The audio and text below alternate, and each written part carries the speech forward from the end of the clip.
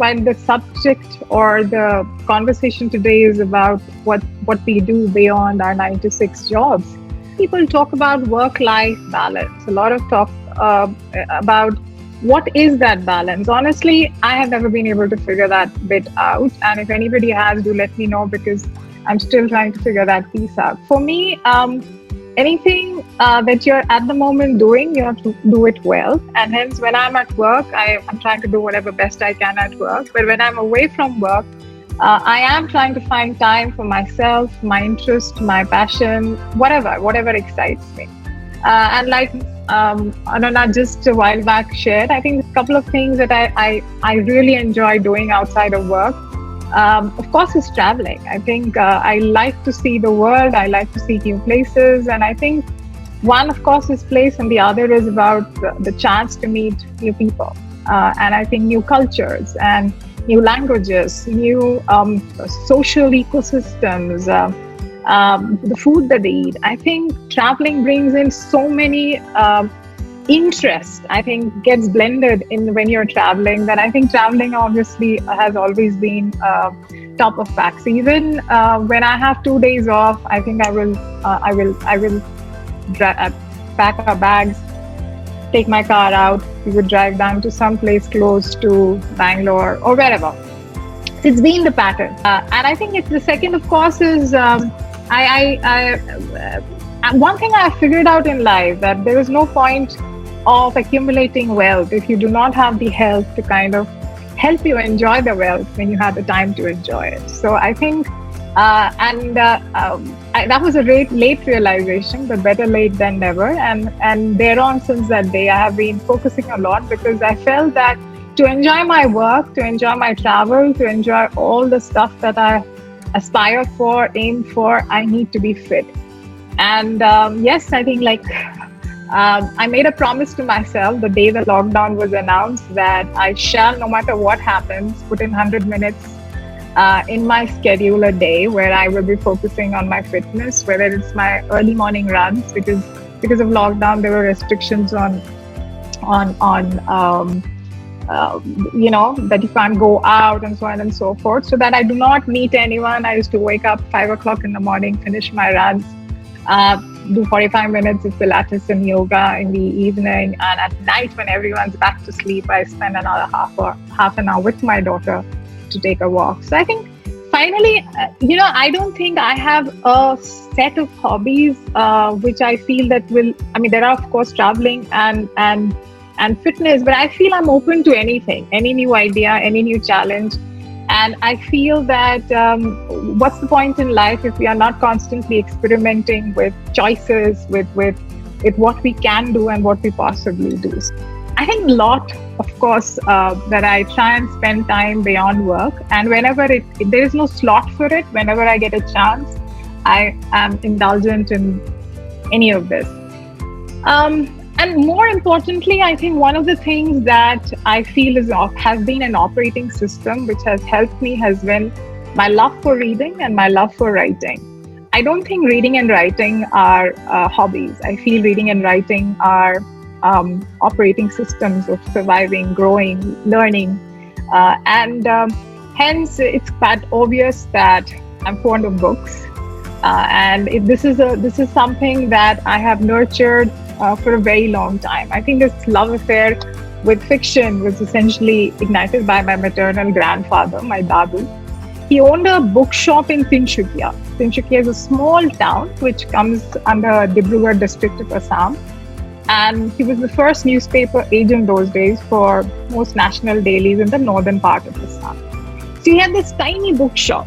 And that bookshop became my heaven. For the toddler in me, for me, that was the ultimate place to be and hide. So every possible English author that you can think of was jostling for space in it. Being able to accompany my grandparents, aunts and uncles to this bookshop was essentially always the highlight of my vacation. So it all started with the lure of color of the cover pages, the beautiful illustrations, and then gradually shifted to that intoxicating smell of fresh print in a new book. I mean, I guess fair to say that this seduction and this pleasure that I got around being in the company of books started fairly early. I would just bring down all the books, sit in the darkest space for hours, read through back cover blurbs, if I could read them, that is, and meddle with them even when I hadn't completely mastered my sentence structuring. So it's just about staring and looking and just getting intrigued. And this was essentially the beginning of my unchained relationship with books. And hence, when anyone asks me about my favorite book, I'm particularly stumped.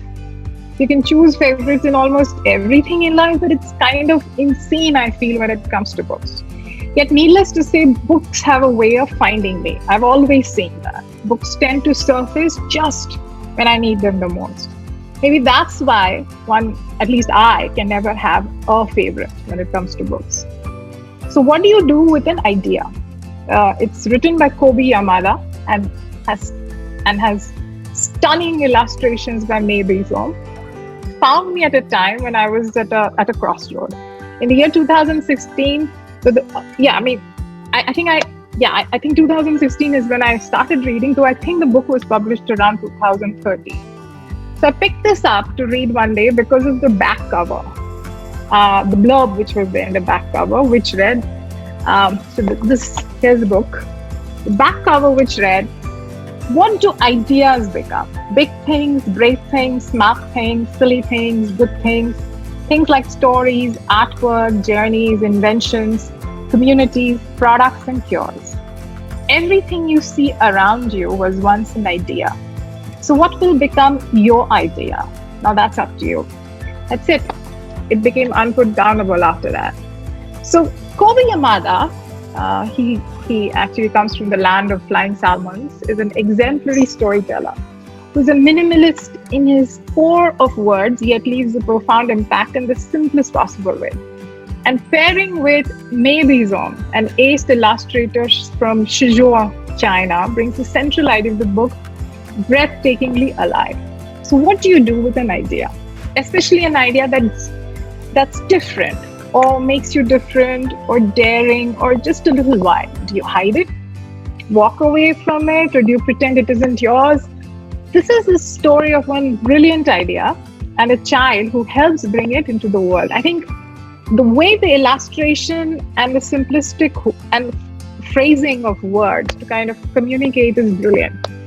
As a child's confidence grows, so does the idea itself. And when one day something really amazing happens. This is a story I believe is for anyone at any age. A lot of people think that this book is for kids, for children, but I believe it cannot be templatized into one age bracket. So it's something that for anyone at any age who's ever had an idea or urge to be different, an idea that seemed a little too big, too odd, too difficult, too bold, too antisocial, or Sanskritic. This is something that I can relate to. It's a story to inspire you to welcome that idea, to give it some space to grow, to respect it, and see what happens next. Because your idea isn't going anywhere. In fact, it's just getting started. So I think I'm not going to give you spoiler alerts. I think you must go pick up this book. But essentially, this is the crux of what this book is telling through it. So it's just the book of mom who is about to make a life-changing decision needed at that point. So as a parent, we spend, each moment contemplating, will she, in my case, my daughter, she turned out to be a decent human being filled with compassion, self-confidence, respect for themselves, others, and the world she lives in. Will she thrive and succeed on her own terms? Will she courageously pursue her uniqueness, her being different?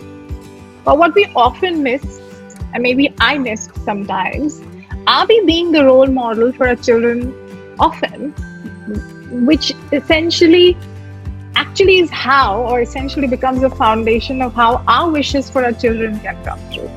Are we ourselves chasing our uniqueness? Are we ourselves demonstrating our ability to be different?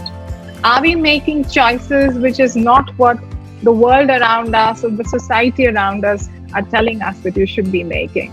Are we going beyond the norm? Until and unless we ourselves demonstrate it, I don't think I'll be able to ever get my daughter to demonstrate it in her choices. So for me, that was life transformatory from that perspective. Since this book hence wakes you up to that realization that in a world today where you cannot survive and grow being assembly line replicas, where the world gets transformed, like we have COVID, and then everything that we were taught in schools, every piece of education, everything we thought we could predict is gone in a whiff. So essentially, everything changes beyond our imagination like a switch of a button. But your only chance of survival being at ease with weirdness, newness, differences of your own and that of others. I think as adults, we first need to show the way first. The fact that we ourselves first celebrate our being unique, our ideas which seemed absolutely extraordinary, something which doesn't follow the society, the direction that everyone's headed, until and unless we first take the step wherein we're saying it's okay to be different, it's okay to try something new, it's okay to fail, as long as you're chasing it, as long as you're not bottling it up, I think it should be okay.